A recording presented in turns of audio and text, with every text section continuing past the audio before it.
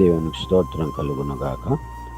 ప్రభువునందు ప్రేమైనటువంటి దేవుని బిడ్డలకు ప్రభునామములో శుభములు కలుగునుగాక. ఈరోజు దేవుని యొక్క వాక్యము సామెతల గ్రంథం 27వ అధ్యాయము 27వ వచనం చూసినట్లయితే, నీ ఆహారమునకు, నీ ఇంటి వారి ఆహారమునకు, నీ పనికత్తెల జీవమునకు మేకపాలు సమృద్ధి అగును. దేవుడు తన పరిశుద్ధ వాక్యం దీవించునుగాక. నీ ఆహారమునకును, నీ ఇంటి వారి ఆహారమునకును, నీ పనికత్తెల జీవమునకును మేకపాలు సమృద్ధి అగును.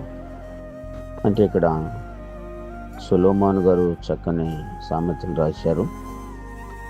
సొలొమోను గారు రాసినటువంటి యొక్క సామెతలు ఇటు పిల్లలకి, యవనస్తులకి వారి వాక్య ప్రకారం ధ్యానం చేసుకుని జీవించినట్లయితే చక్కని ఆశీర్వాదం పొందుకుంటారు.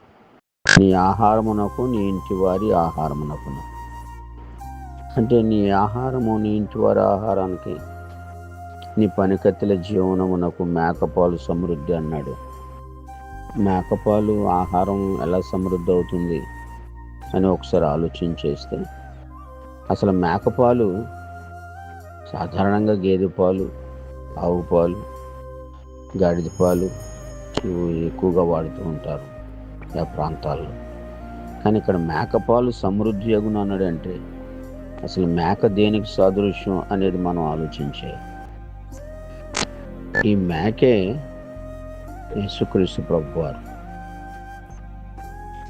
ఈ మేక యేసుక్రీస్తు ప్రభువారికి సాదృశ్యం. యేసుక్రీస్తు ప్రభువారు ఇచ్చే ఆహారము, నీ ఆహారానికి, నీ ఇంటి వారి ఆహారం, నీ పనికత్తెల జీవనమునకును మేకపాలు సమృద్ధి. నీకు, నీ ఇంటి వారికి కూడా ఈ పాలు అనే దేవుని యొక్క వాక్యమే జీవనమునకు. ఈ లోక జీవనము చూసుకోకూడదు. ఈ లోకాన్ని విడిచిపెట్టిన తర్వాత ఆ లోకానికే తీసుకుని వెళ్ళేది కూడా ఈ మేకపాలు. పాలు బలానికి సాదృశ్యం. అందుకని చిన్నపిల్లలకు పాలు ఇస్తాం. ఈ పాలు చాలామంది తాగుతూ ఉంటారు. కానీ ఈ మేకపాలు అనే యేసుక్రీస్తు పాలు, దేవుని పాలు, అంటే వాక్యం అనే పాలు మనం త్రాగాలి. నీ పనికత్తెల జీవనమునకు, పనికత్తెలు అంటే పరిచారకులు, ప్రభు యొక్క పరిచారకులు, పరిచర్య చేసే పనికత్తెలకు మేకపాలు సమృద్ధి, జీవగల దేవుని యొక్క వాక్యం అనే అదే అంటాడు పేతుడు, వాక్యం అనే పాలతో పెంచాలి పిల్లల్ని అంటాడు. కాబట్టి ఈ పాలు అనే దేవుని యొక్క వాక్యం ఎప్పుడైతే మీరు ధ్యానం చేశారో, చదువుకుంటూ ఉన్నారో, ధ్యానిస్తూ ఉన్నారో, నీకు, నీ ఇంటి వారికి, నీ పనికత్తెలకు, జీవనానికి సమృద్ధి. ఇంకెక్కడికి వెళ్ళవలసిన పని లేదు, ఎవరి దగ్గర దేవురించవలసిన పని లేదు, ఎవరి వైపు చూడవలసిన పని లేదు. కాబట్టి ఈ పాలన ఏం చేయాలంటే ప్రతిరోజు కూడా మనం తాగాలి.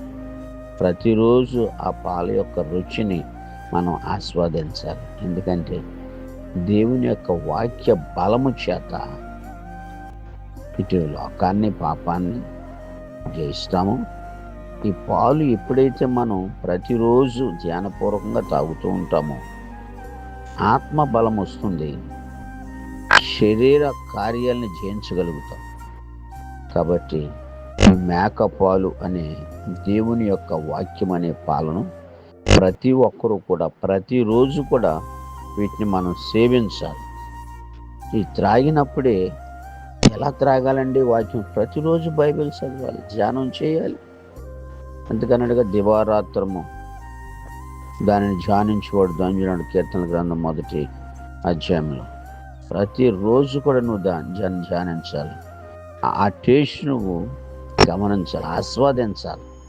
ధ్యానం చేస్తుంటే ఎక్కడెక్కడికో పరిశుద్ధాత్మ దేవుడు తీసుకెళ్ళి అనేకమైన విషయాలు మనకి బయలుపరుస్తూ ఉంటాడు. ఆ బలము చేత మనం శత్రువుని జయిస్తాం, మన శరీర బలహీనతలు జయిస్తాం, లోకాన్ని, పాపాన్ని జయిస్తాం.